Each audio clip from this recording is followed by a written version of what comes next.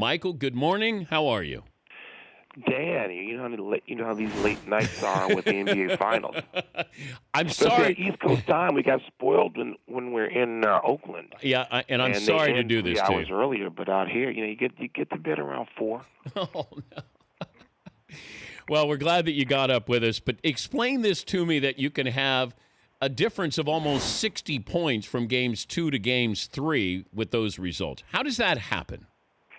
I think it's fairly explainable by the habits of the teams. Really, we know that Cleveland, from the previous games of the playoffs, particularly the home games, Dan. We know Cleveland is capable of a great performance, and they finally put one together. We also know that Golden State just gets blasé.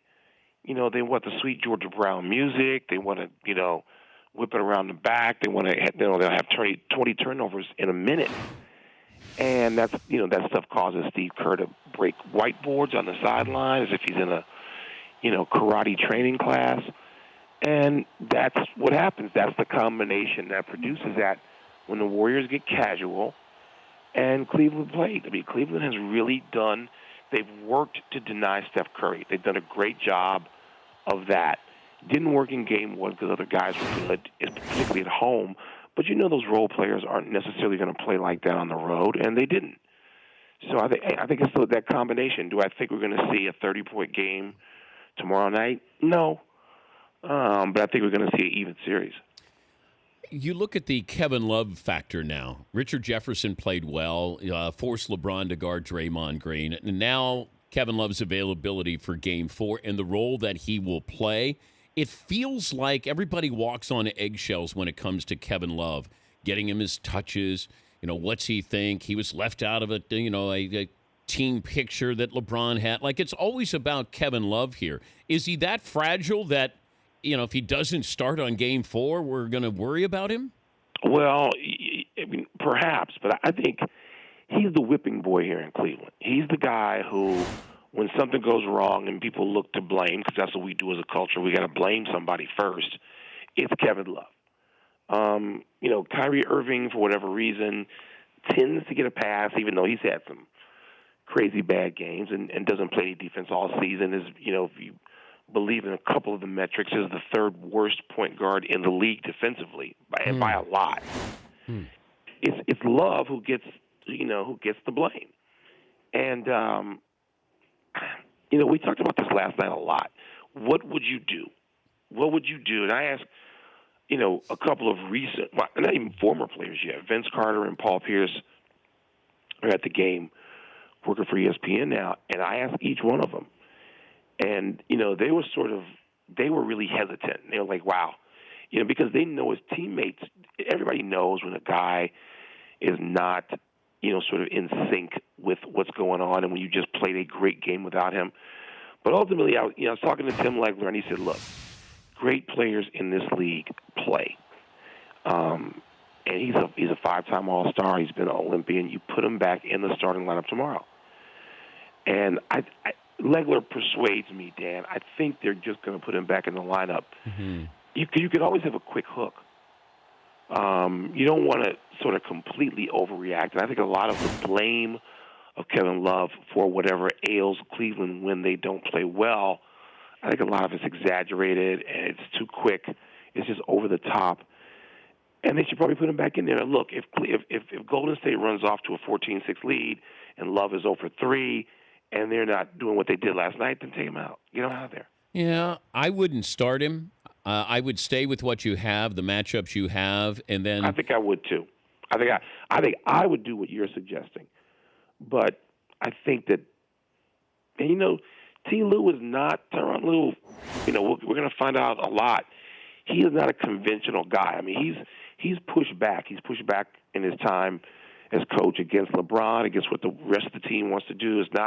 He's not David Blatt. He is not a guy who was afraid of confrontation and just sort of, gives in, relents to whatever LeBron wants to do. They get into some pretty good disputes. So I think he'll follow, whatever it is he wants to do. I would not start him. I think you can easily justify bringing him off the bench. But it's going to be an interesting thing. No matter how they use him, what happens if he's not effective? And even if he is, if he's effective and he comes in, he has a 20-point, 10-rebound game, and they're not as good, and they're not going to be as good. They're not going to score 120 points tomorrow night. That's not going to happen. Yeah, I might have him come off the bench because it makes my second team a little bit stronger against their second team that has been dominating in this series. We're talking to Michael Wilbon from Pardon the Interruption, joining us from Cleveland. But also the perception of Love sitting out due to a concussion. It's weird with the NBA that it doesn't happen very often, and here we are at the NBA Finals. I'm curious what those players, current and former players, thought about that Love. Now, he said he wanted to play, in fairness to him, but we don't have concussions in basketball. We're used to guys playing if it's Isaiah with a bad ankle or, somebody's hurt, Jordan with the flu game. Are we being fair enough to Kevin Love that he missed last night, or is he, No, it's not up to him. No. People aren't being fair to Kevin Love at all if they're critical of Kevin Love. What's Kevin Love supposed to do? Now, of course, your friend Charles Barkley and mine, Charles told me last night and said it on air. He said, I'd slap the hell out the doctor to tell me I got to miss a game in the finals. And I said, because I asked him, I said, Charles, if there had been concussion protocol in your day, and he just, he roared, and all the ex-players are saying there's no way they would have. Love's got to go down fighting the doctor on this, and there's nothing to do. Now, here's the question on this. This is a point that Charles raises, Dan, that I think is legitimate. And Charles says, look, concussions don't have the same impact in basketball they do in football, because you're not taking, 15, 18, even 3 or 5 hits in a game to the head. And there should not be the same emphasis on holding somebody out with a concussion in basketball that there is in football. And I think that Charles raises a great point there. That ain't going to help Kevin Love right now, because the perception seems to be that he has done something wrong and he is being forced to sit. Steph Curry through the first 3 games, how would you rate what he's done or not done, or how would you explain it? Well, a lot of his, Cleveland overloading, and they reacted to what Cleveland did the proper way the first night. If you're going to look, a defense can decide they're going to commit so many resources to take somebody away that they can do that, but that's the difference between a great team and just a great player. And Golden State responded when, Livingston and Barbosa had, 37 points in game 1, I think? Mm-hmm. Obviously, game 2, it worked as well. And Curry was efficient. I mean, he was like 7 of 11. So I don't want to be the guy who says Steph Curry has come out and forced everything.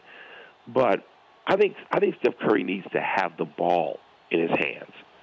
And I understand that they're trying to keep him out of certain situations by having Draymond Green bring it up, by having Livingston with the ball, by having, Barbosa with the ball and people on the court with Steph and Steph playing sort of off the ball. I think part of the magic of Steph Curry is having the ball and him being able to get himself open and sort of create things on the ball. And I think that's an adjustment that the Warriors are going to have to make. And let Steph Curry be Steph Curry tomorrow night and not force everything. 7 of 11 is hardly something to be embarrassed about. Mm-hmm. I think last night, Dan, wasn't he 6 of 13? I mean, it's not like Steph Curry has gone to the dogs all of a sudden. There's not the volume. There's not the burst. He doesn't have the flurries. Well, how do you produce that, and do you have to have it? So he didn't have to have it. Nobody said anything after 2 games. Well, it's the same thing. They were winning, and he had no numbers. I said about LeBron, he has to have at least 25 shots. He has to have volume because they don't, Irving has to, while he's bad on defense, has to make Steph Curry play defense. So if you can match him point for point, okay. I mean, that's a benefit to Cleveland. But LeBron put up 26 shots last night. That to me, he's got to be a little bit more of that. I know that he wants to distribute and get everybody involved. You got to be selfish. He's got to be selfish. Again in Game 4. I really I think a little bit more. I don't think it has to be. I don't think he has to have a prolific game for them to win. We've already seen that he doesn't have to do that. Again, a big part of this is what the players, the support players, do on the road, and it's still. I find that to be one of the truest things in pro basketball. I mean, you're just not going to get huge games out of Livingston and Barbosa, and you're not going to get huge contributions from them on the road, just like you're not going to get that from Cleveland's support players either. So, yeah, if we're going back to the old, measure, Dan, that the stars have to win, these games on the road, and we saw Curry do it, in Oklahoma City, and he's going to have more of the game you're talking about tomorrow night. Who is first team all hotel lobby? You mean on either one of these teams? No. Lobby bar, the media. Oh God, there's only one. The greatest lobby guy of all time is Charles. Oh, Barkley just hangs in the lobby? Well, hotel bar. Oh, nobody. I mean, there's still people. I tell you another guy now who is just sort of prolific in that way, and I know he had some other duties, and he wasn't here last night, I don't think, but I know he's coming back for Friday's game, is Gary Payton.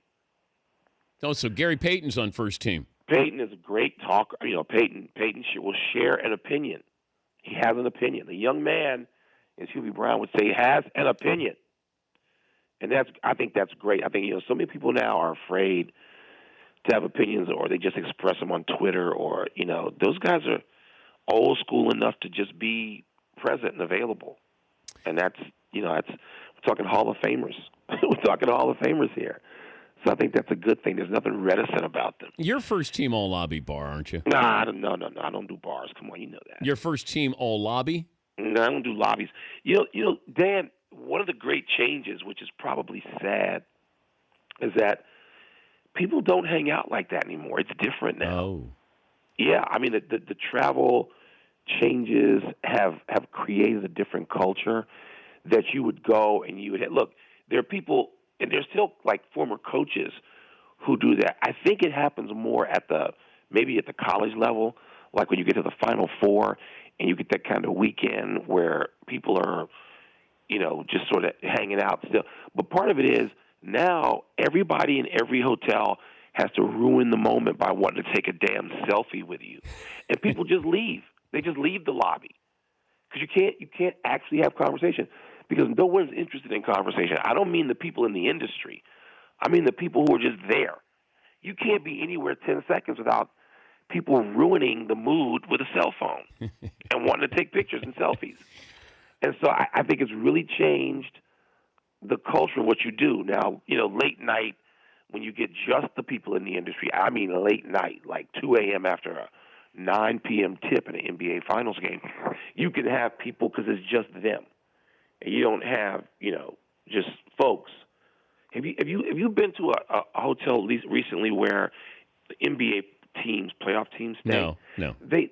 Dan, outside the hotel, and this used to only happen in New York, really around baseball at the Grand Hyatt, but now it's proliferated. It's everywhere.